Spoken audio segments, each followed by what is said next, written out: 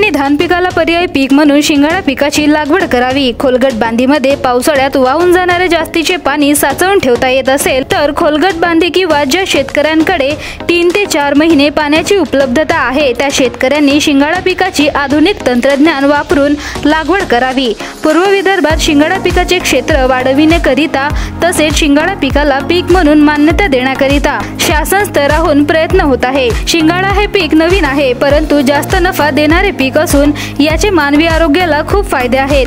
3 महिन्यात येणारे पीक असल्यामुळे शेतकऱ्यांनी शिंगाडा पिकाची लागवड करावी असे प्रतिपादन डॉक्टर उषा डोंगरवार वरिष्ठ शास्त्रज्ञ व प्रमुख कृषी विज्ञान केंद्र साकोली यांनी केले आहे।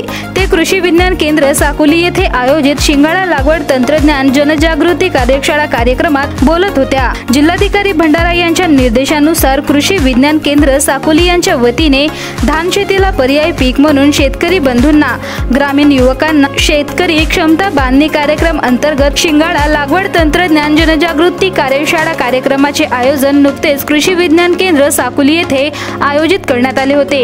सध्या काही विशिष्ट लोक पारंपरिक पद्धतीने शिंगाडा पीक घेत आहेत।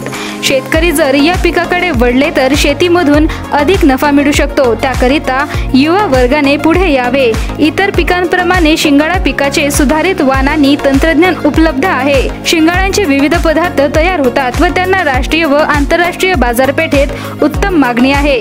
या पिकाकडे दुर्लक्षित पीक म्हणून न बघता पैसे देणारे पीक म्हणून बघितले जावे करिता आवाहन केले गेले आहे।